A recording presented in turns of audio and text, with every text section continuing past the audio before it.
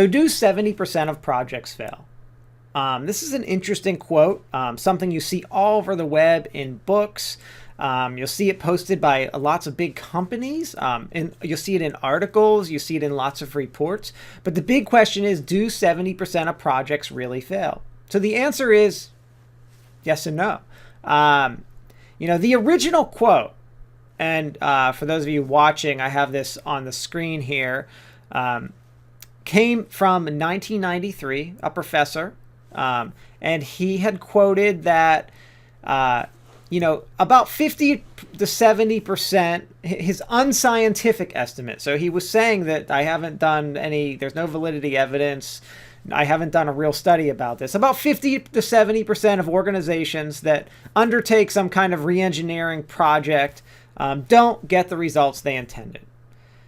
From that quote, it was cited in Harvard Business Review. It's been cited over and over and over again. That 70% of projects fail. So the original quote, where we got this from, appears to be not from an actual research study, something that was not peer reviewed, something that was not really real.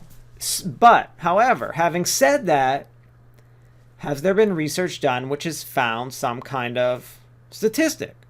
So I've done a lot of digging. And I've basically been able to find reports by various companies. Now, keep in mind, these are reports. These are surveys, self-reported data. These are reports. These are not, peer-reviewed journal articles. So that their methodology has not been critiqued. So, okay. So first thing I will find. Let's talk about the 70% statistic. A report done by, who is it? It is IAG Consulting in 2008. This is a survey that they did, and it, from what I've been able to read about their methodology, it appears okay. I'm not able to see their actual survey questions, so I can't comment on that. But their methodology appears pretty good. Now, they did find that 68% of companies have improbable success when trying to complete a project. 68, so around 70%, right? That 2/3 mark. So we do have one report that seems to be pretty good. From everything I've found about this report, it seems to be good. But again, not peer reviewed. I can't see the survey questions. So there are some issues there. But okay, and in my experience, and why most people take this 70% to be factual is that it seems pretty real, right? Because we on a lot of projects don't meet their desired objectives. So it just seems like, yeah, that's probably right. Which is why people believed it so easily. So we have this one report from 2008, which is showing an agreement with that statistic. All right, so upon further investigation, I was able to find a 2017 report from the Project Management Institute, PMI. Now, their methodology seems a lot better because I'm able to actually get in and see all of their questions and see who they surveyed and what they did. So I do like this a little more. Now, interestingly, they find that 69% of companies successfully meet their original goals and business intent of the project. They found the opposite statistic. They found that almost 70% actually meet the goals. Okay, so we have these two clashing statistics, right? We see this all over the web, this 70% fail. The real thing that we need to look at and examine here is we need to ignore these statistics and say, well, why do projects fail? We know projects fail because of poor planning, poor management, a bad statement of work, bad original objectives, all kinds of problems like that, right? We know why they fail.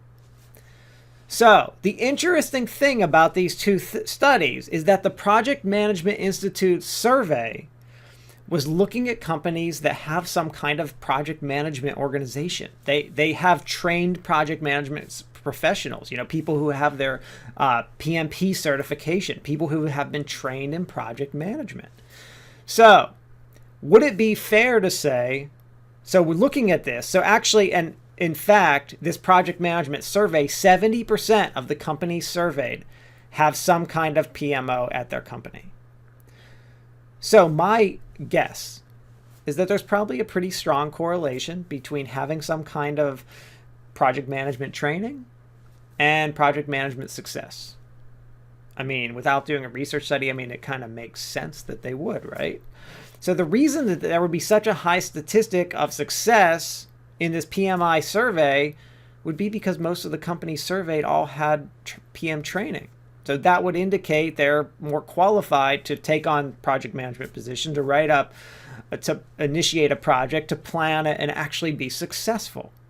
So rather than really look at these 70% statistics, because they both go both ways, I think we should ignore them altogether. And we should say I think that the appropriate way to state it is that there's a high chance of project failure when no one knows how to be a project manager.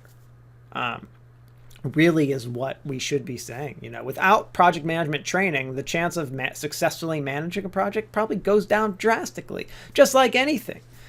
What are my chances? I'm not a mechanic. What are my chances of putting together a car really well versus someone who's been doing it for 10 years?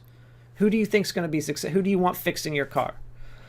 The guy, me, who's never done it, who's trying to watch these YouTube videos on the internet to learn how to fix the engine, versus the guy who's trained in just got out of mechanic school and has been doing it for the last 4 whatever years to learn how to build an engine. Who do you want doing it? Who's going to be successful? So when you look at these statistics, you have to take them with a grain of salt like that. Thank you.